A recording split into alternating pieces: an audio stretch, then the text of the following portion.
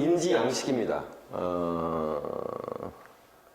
인지양식이란 지각과 정보 처리를 하는 개인의 전형적인 양식이에요. 개인이 사물을 지각하고 인지하는 독특한 반응 양식입니다. 학습 유형, 학습 양식, 학습 선호도 유형이라고도 부릅니다. 지능과 구별되는 성격적 특성, 지능과 성격의 조합으로 이해되기도 합니다. 그러니까 이제 여러분들 이제 이렇게 책이 있으면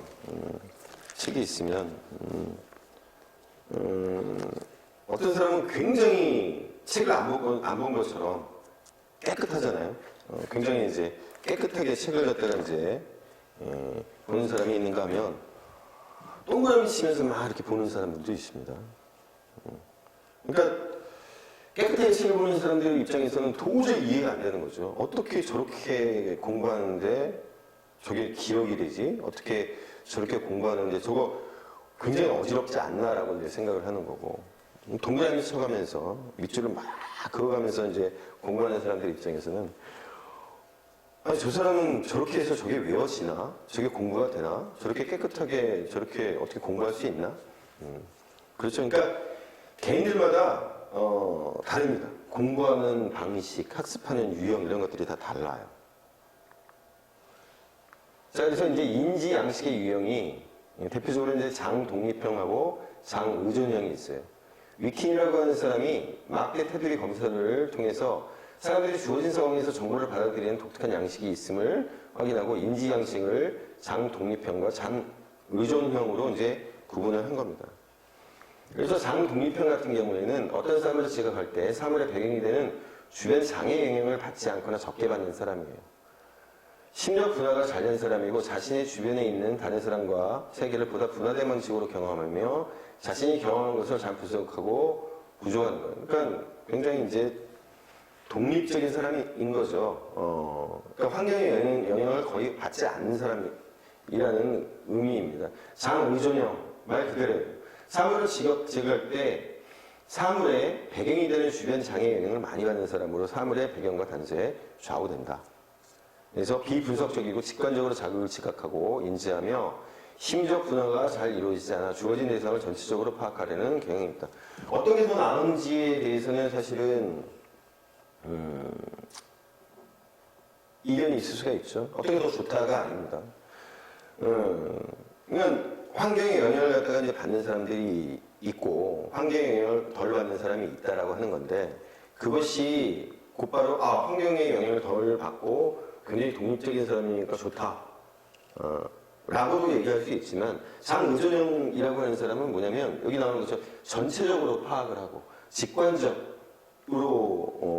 자극을 지각하고 따라서 어떤 면에서 보면 장독립형적인 사람들 같은 경우에는 우리가 이제 흔히 얘기하는 대로 주변에 있는 사람들과 그런 어떤 조화 이런 것들을 갖다 잘 이루지 못하는 사람일 수도 있고 장의존형이라고 하는 사람들은 환경이나 주변에 있는 것들을 갖다가 잘 살피니까 사람들하고 조화를 이루며 지내는 것들을 선호하고 또 그런 것들이 이 사람의 장점이 될 수도 있는 거예요. 그러니까 어떤 것이 더 좋다라고 얘기하기는 힘들죠. 그래서 장독립형, 장의존형 이제 비교를 하는데요. 장독립형은 논리적, 분석적, 추상적, 확산적이에요. 장의존형은 전체적이고 직관적이고 수렴적이고 여기는 내적 지향이고 비사교적인 반면에 외부 지향이고 사교적이고 자신이 설정한 목표나 강화를 필요로 하는 반면에 외부에 설정한 목표와 강화를 필요로 합니다. 내적으로 동기가 유발되고 외적으로 동기가 유발돼요. 그래서 이제 이런 측면들을 보고 장독립형인 사람들이 더 좋은가? 그렇지 않습니다. 그렇지 않아요. 예. 물론 내적으로 동기 유발이 되는 게 좋겠죠. 좋겠지만은 꼭 이렇다는 게 아닙니다. 그러니까 이런 식으로 이제 딱 잘라가지고 얘기를 하기 때문에 장독립형인 사람들이 이제 더 좋아 보이는 거고 우리가 이제 내적으로 동기 유발되도록 해야 된다. 동기 이론, 학습 동기 이론에서 이제 그렇게 얘기를 하다 보니까 장독립형인 사람이 더 나은 것처럼 생각될 수 있지만 그런 게 아니에요. 꼭 그렇지만도 않아요. 구조를 스스로 창출하고 비구조화된 자료학습을 선호하고 구조화된 자료학습을 선호하고 학문 중심 교육과정에 유리하고 인간 중심 교육과정에 유리해요. 또 이걸 보면 학문 중심 교육과정보다 인간 중심 교육과정이 더 좋아 보이잖아요. 개념이나 원리 지향적이고 실험적이에요. 사실이나 경험 지향적이고 관습적이고 전통적이에요. 그래서 여기는 이제 개별학습, 여기는 협동학습, 여기는 수학과 자연과학을 선호하고 여기는 사회 관련 분야를 선호해요. 그러니까 자기 맞는 거를 따라서 가면 되는 거예요. 어떤 게 더 좋다, 나쁘다라고 이제 얘기할 수 없는 거고. 이제 그런 이제 특징이 있다. 그래서 어떤 개인한테 나타나고 있는 어떠한 특성이 어떤 문제점이 있을 가능성이 높으니까 그걸 갖다가 이제 보완하기 위해서 노력해야 된다. 사실 이제 문제가 나오는 것도 이제 그런 식으로 이제 유도가 되는 겁니다. 어떤 게 더 좋고 나쁘고가 아니에요. 그래서 이제 장독립형과 장의존형 교사의 수업 전략. 그래서 교사들은 어떠냐 그런 거예요. 장독립형 교사 같은 경우는 수업의 인지적 측면이 강조되는 강의법을 갖다가 선호하고, 장의존형은 사회적 상호작용이 강조되는 이제 토론을 선호하고, 교사에 의해 조직된 학습 상황을 이용하려고 하고, 여기는 학생 중심의 활동을 하고, 야 이걸로 보면은 장의존형이 또 더 좋은 거예요, 그죠? 그래서 학습을 조직 안내하는 학습 환경을 조성하는 데 장점이 있고, 따뜻하고 인격적인 학습 환경을 형성하는 데 장점이 있고, 그렇다고 하는 겁니다. 자, 그러면 이제 장독립형, 장의존형 학습파의 이제 동기화 방법을 한번 볼게요. 그래서 장독립형 같은 경우에는 점수와 경쟁을 갖다가 활용을 하고, 장의존형은 언어적 칭찬을 활용하고, 장독립형은 활동의 선택, 개인 목표의 지향을 강조를 합니다. 장의존형은 외적 보상을 활용하고, 그래서 아까 이제 봤지만 장독립형은 내적 동기라고 하는 게 중요하잖아요. 그래서 학생 스스로에게 과제가 얼마나 유용한지를 각인시키고, 장의존형은 외적 동기가 중요하다고 얘기했으니까 다른 사람에게 과제의 가치를 드러내도록 하고, 스스로 이제 할 수 있는 자유를 부과하고 과제의 윤곽과 구조를 제시를 해주고, 이렇게 이제 차이가 있습니다. 그래서 이제 인지양식이 학업 성취도에 미치는 영향을 1980년에 이제 사라 씨가 이제 검사를 해봤어요. 그랬더니 장독립형 학생과 장독립형 교사일 때 학업 성취도가 가장 높고, 장의존형 학생과 장의존형 교사일 때 학업 성취도가 가장 낮았다는 거예요. 그러니까 장독립형 교사의 경우에는 이 학생에게 이제 내적 동기를 갖다가 이제 부여를 해서 그리고 이제 자율권을 주고, 그러니까 이제 그런 걸 선호하는 장독립형 학생 같은 경우에는 맞죠. 이 선생님하고 또 이제 내적 동기에 의해서 학습을 갖다가 이제 하려고 하는 학생이니까 학업 성취도가 이제 가장 높고, 이 장의존형 교사하고 장의존형 학생하고 이렇게 만났을 경우에 이제 우리가 좀 뭐라고 얘기를 해야 되나요? 그러니까 서로 게으를 가능성이 높아요. 서로 게으를 가능성이. 좋은 게 좋은 거고, 좋은 게 좋은 거고. 우리가 이제 인격적으로 이제 대해주고 학생 중심으로 하다 보면 그래 네가 하고 싶은 대로 그래 그냥. 또 장의존형 학생 같은 경우에는 그러니까 의존감이 강하기 때문에 선생님이 그런 거에 대해서 잘 짜주지 않으면 장의존형 학생 같은 경우에는 사실은 태만하기 쉽습니다. 그래서 이제 학업 성취도가 이제 가장 낮은 걸로 이제 나타납니다.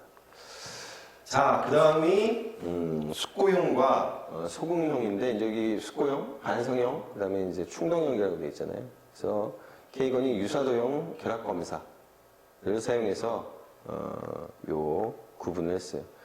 그러니까 12개로 구성된 각 도형마다 표준도형과 유사도형 6개를 제시하고, 표준도형과 같은 모양을 찾는 데 걸리는 반응 시간과 오답수를 계산하여 분리하는 방법이에요. 제시된 자극을 충동적으로 반응하느냐, 반성적으로 반응하느냐에 따라서 인지속도, 즉 과제에 대한 반응 속도와 반응에서 틀린 개수로 인지 양식을 구분을 했습니다. 이제 도형을 주고 이제 짜맞추기를 하는 거죠. 그래서 숙고형, 반성형 같은 경우는 문제를 해결하기 위해 가설을 설정하고 그것의 타당성을 검토하는 과정에서 신중하게 생각하는 유형이에요. 행동보다는 이제 사고가 이제 앞서는 거고. 그래서 문제에 대한 반응 시간, 반응 잠시. 이것도 일본식 한자인데 반응하는 잠. 그러니까 이제 이 잠수할 때 이 잠자를 쓰는 건데 푹 가라앉아가지고 있는. 그러니까 이제 우리 텀이라고 보통 이제 얘기하는 그 사이 시간, 리스판스 레턴시의 요 반응하는 시간이 길고 반응 속도는 느리지만 오답수가 적어서 학업성 지도가 높다. 그러니까 차분하게 문제를 푼다라고 하는 거죠. 소극형, 충동형은 가설을 설정하고 검증하는 과정에서 신중하게 생각하지 않고 단순하게 답하려는 경향이 있고 정보를 빠르게 처리하지만 많은 실수를 하는 유형이에요. 사고보다 행동이 앞선다. 문제에 대한 반응 시간이 짧고 반응 속도가 빠르지만 오답수가 많아 학업성 지도가 낮다. 그러니까 이제 우리 이제 오지선대 같으면은 1번에 딱 갔을 때 자기가 답이다 그러면은 1번 딱 해가지고 답으로 적고 2번부터 5번까지를 갖다 안 읽는 거예요. 그래서 이제 틀리는 경우. 그렇죠? 자, 그래서 인지양식과 학업성 지도와 상관 연구를 했는데 일반적으로 숙고형 학습자가 학교에서 학업성 지도가 높은 것으로 나타났다. 우리 보통 그런 얘기예요. 차분한 아이들. 차분한 아이들. 그래서 소극형 학생을 위한 학습 전략, 인지적 자기교수. 스스로에게 내적 언어의 진술을 함으로써 잘못된 인지 양식을 바꾸고 행동을 바르게 변화하도록 하는 것을 말한다. 스스로 내적 언어 안으로 차분해야 돼. 호흡을 가다듬고 이거는 1번부터 5번까지 잘 읽어보자.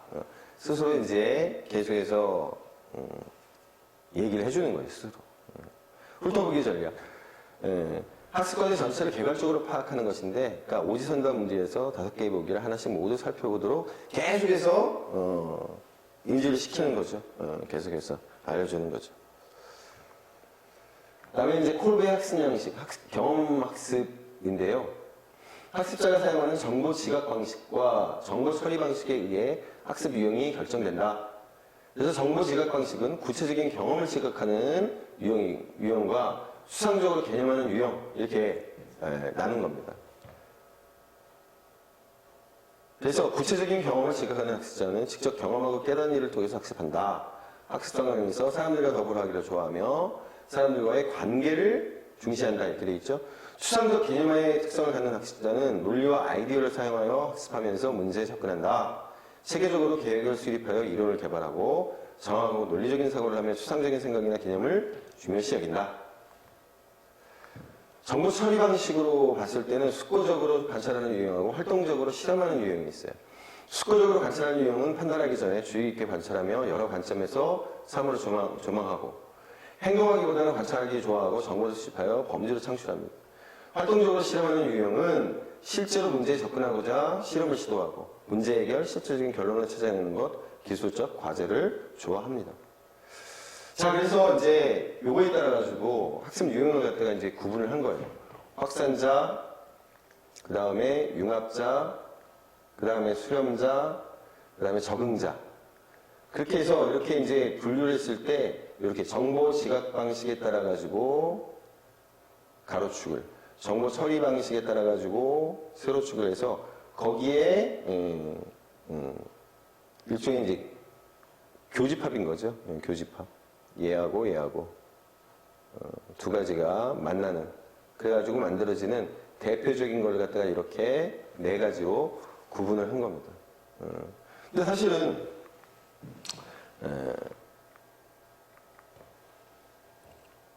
여러 교과서들을 중심으로 해가지고 이제 제가 이거를 갖다가 이제 이렇게 쓴 건데 이걸 보고서는 정확하게 이게 무슨 말이지? 잘 머릿속에 와서 딱 닿지가 않아요. 확산자. 구체적인 경험을 통해서 지각을 하고 숙고적으로 관찰하는 유형 이렇게 돼 있어요. 일단 여러분들 이제 요 상황은, 요 얘기는 여러분들이 차근차근 한번 읽어보시기 바라고, 두 번째, 융합자 같은 경우에는 추상적으로 개념화해서 지각을 하고 숙고적으로 관찰하며 정보를 처리하는 거예요. 논리성과 친밀성이 뛰어나고 귀납적 추리에 익숙함으로 이론화를 잘한다. 그래서 과학적이고 체계적인 사고를 하며 분석적 추상적 사고에 강하다. 그 다음에 수렴자는 추상적으로 개념화해서 지각하고 활동적으로 실험하면서 정보 처리를 하는 특성을 가진다. 가설을 세우고 연역적으로 추론하며 과제에 대해서 체계적으로 과학적으로 접근한다. 그 다음에 네 번째, 적응자. 구체적인 경험을 통해서 지각을 하고 활동적인 실험을 통해 학습 정보나 상황을 처리한다. 모험적이고 감각적이며 실험적인 특성을 가졌고 지도력이 탁월하다. 이제 이렇게 돼 있어요. 자, 그래서 학습 유형의 분류에서 보면, 야, 이게 도대체 무슨 말이지? 응? 읽어보면은 뭐 그럴듯한데, 이게 그거 같고, 저게 그거 같고, 그렇습니다. 우리가 한번 생각을 한번 해보는 거예요. 구체적인 경험. 그러면서, 숙고적, 반성적으로 관찰을 하는 거예요. 자, 이런 사람이, 어떤 사람일까? 경험과 플러스 숙고예요. 차분하게. 구체적인 거를 갖다가 보면서 그거에 대해서 이제 숙고. 관찰하는 사람들.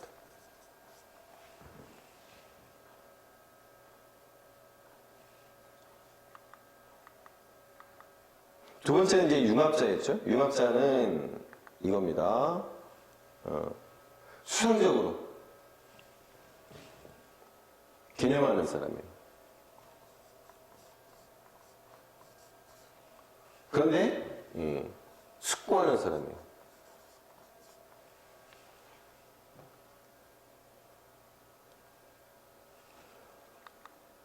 세 번째가 이제 수렴자였습니다.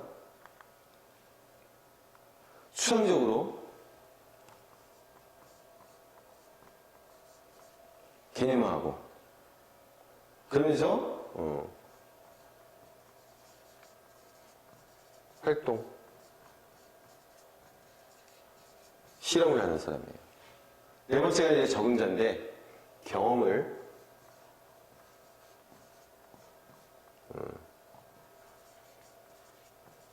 활동과 연결시키는 사람이에요. 자, 그래서 이겁니다. 경험을 즉각적인 시험, 활동으로 연결시키는 사람.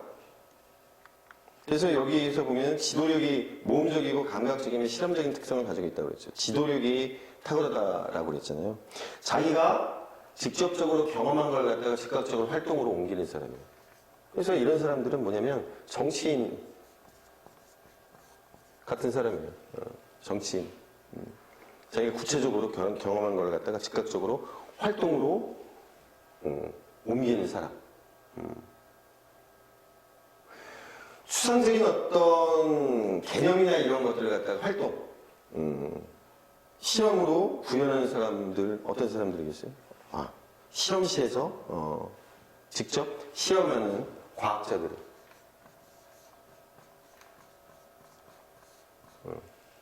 이런 사람이겠죠. 자, 추상적으로 개념화 시켰는데 이걸 갖다가 계속해서 숙고하는 사람이에요. 계속해서. 그래서 여기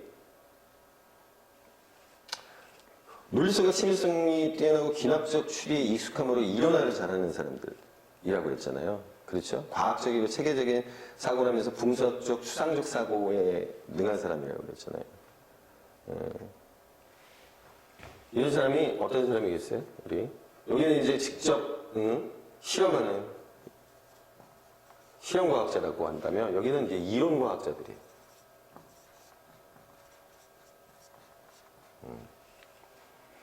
자, 자기가 구체적인 경험을 해요.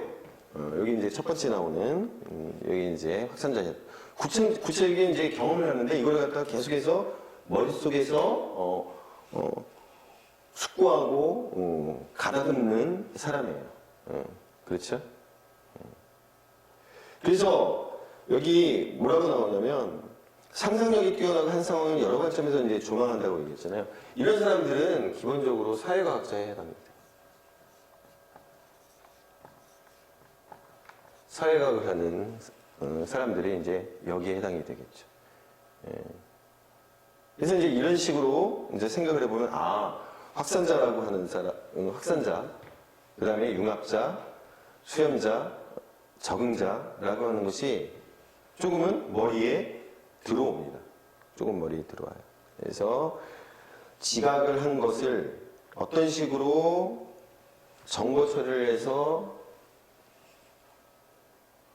학습으로 연결되는지를 갖다가 한번 이렇게 생각을 해보면 조금은 이해하기가 쉬울 겁니다. 그래서 학습 양식과 교수 양식의 연계 이렇게 돼 있죠. 그래서 교사는 그 학습 양식의 특성을 이해하고 이 특성을 수행하는 일이 굉장히 중요하고, 그래서 학생들의 학습 양식에 맞춰서 수업을 진행하는 것이 긍정적인 효과가 있는 것으로 이제 나타났다. 그리고 그 점을 인식을 해서 학생들로 하여금 자신에게 가장 효과적인 학습 방법에 대해 생각해 보도록 해야 한다라고 하는 게 이제 바로 이 학습 양식과 교수 양식의 연계에 해당되겠습니다. 초인지, 상위 인지인데요. 이제 살펴보겠지만은 학교 교육에서 학생들에게 요구하고 있고 또 목표로 하고 있는 게 사실은 이 초인지를 갖다가 이제 길러주는 겁니다. 사실은. 그래서 인지에 관한 인지, 자신의 인지 과정에 대한 지식을 통해 정보를 선택, 분류하고 정보의 적절한 학습 방법을 사용할 수 있는 능력. 그래서 선택적 주의, 정교와 조직과 같은 정신 과정들을 얘기합니다. 단순히 이제 지식을 갖다가 머릿속에 그냥 담는 것이 아니라 그것들을 갖다가 좀 더 정교화하고 조직화하고 자신의 사고 과정을 인식하거나 정보를 선택하고 분류하는 방법을 아는 것, 학습 과제에 맞는 문제 해결 전략을 선택하는 것, 자신의 문제 해결 전략을 검토하고 오류를 찾는 것, 과제의 결과를 예측하거나 평가하는 것, 이런 것들이 바로 이제 초인지 지식을 갖다가 이제 활용하는 것이 되겠죠. 그래서 기술로는 계획, 점검, 평가 이런 것들이 있다. 초인지 학습자의 이제 특성인데요. 초인지 능력이라고 하는 것은 학령기에 크게 이제 발달을 하는 겁니다. 그래서 초인지 특성을 보이는 학생들은 그렇지 않은 학생들보다 더 많이 학습을 하죠. 왜냐하면 구조화시키고 체계화시키고 그렇게 할 수 있기 때문에. 그래서 자기 의문, 자기 점검, 자기 모니터링, 자기 분석 기술을 사용을 합니다. 그래서 스스로 효과적인 학습 환경을 창조하는 경향이 있고 정확한 지식을 증가시키고 작동 기호를 통해 정보의 흐름을 조절하고 유의미한 부하에 영향을 줍니다. 그러니까 학습하는 데 굉장히 유리하겠죠, 이런 사람들이. 그래서 구성 요소는 절차적 지식, 조건적 지식, 인지적 지식. 그래서 절차. 무엇을 어떻게 해야 할지 아는 겁니다. 조건적 지식. 조건에 관한 지식인데 언제 과제를 해야 할지를 아는 지식이에요. 인지적 지식은 절차적 지식이나 조건적 지식 등 초인지 능력을 사용하는 것을 말합니다.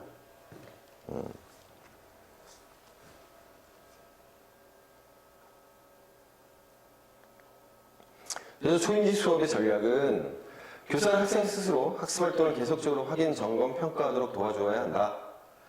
교사는 학습자의 지식 기반을 고려해서 수업을 설계해야 한다.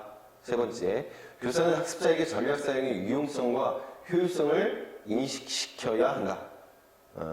그래서 초인지 학습 전략을 사용하는 것이 문제 해결과 학습에 보다 효과적이라는 것을 직접적으로 설명해 줘서 학습자가 능동적으로 전략을 사용하도록 동기화시켜야 한다. 자, 이어서 교사는 초인지 학습 전략을 언제 어떤 상황에서 적용해야 되는지를 설명을 하고 시험 등을 통해서 구체적으로 제시해 줘야 한다. 그리고 다양한 연습의 기회를 제공해 주고 그리고 학습자들이 자기 효능감을 갖도록 도와주고 그래서 초인지 학습 전략이라고 하는 것을 잘 사용을 하면 자기 자신이 유능하고 효율적이며 자율적 학자가 될 수 있다. 이제 그런 생각을 가지도록 이제 도와줘야 한다라고 하는 겁니다. 그래서 초인지 수업의 이제 구체적 전략, 발췌. 자신이 읽은 글의 내용을 요약하도록 하는 거예요. 뭡니까? 전체적인 구조를 짜는 데 있어서 바로 이제 이 요약이라고 하는 게 도움이 되고, 바로 이제 이 도식이 바로 그런 겁니다. 개념이나 명제보다 포괄적인 대구명의 조직화된 지식, 그런 개념들을 그려볼 수 있게 해주는 거예요. 저 발췌, 요약이라고 하는 게 이제 그런 거고, 이 도식이라고 하는 건 이제 그런 구조를 갖다가 짜는 거죠. 인지적 점검, 자신의 사고 과정을 점검하는 건데, 자신이 부족한 부분에 대해서 확인하고 그 원인을 분석하고, 그리고 오답 노트를 만들게 하는 거죠. 저 오답 노트라고 하는 게 굉장히 도움이 많이 됩니다. 그죠? 전체적인 부분에 있어가지고 자기의 이제 취약점 같은 것들을 분석을 해서 그것이 다음 편에 틀리지 않도록 조직화, 이 도식이나 이제 마찬가지입니다. 속성에 따라 의미 있는 단위로 묶어서 기억하게 하는 방법. 정교화, 이것도 마찬가지예요. 새로운 정보에 다른 것을 더하거나 이미 알고 있는 것에 관련시켜서 기억하려는 정보 확대의 관행이에요. 뒤에 나중에 이제 우리 이제 교수학습 이론에 이제 보면 이러한 내용들을 활용한 교수학습 방법을 배우게 될 겁니다. 그래서 이 초인지라고 하는 것은 기본적으로 큰 틀을 짜고 조직화하고 체계화하고 정교화하고 그런 것을 의미합니다.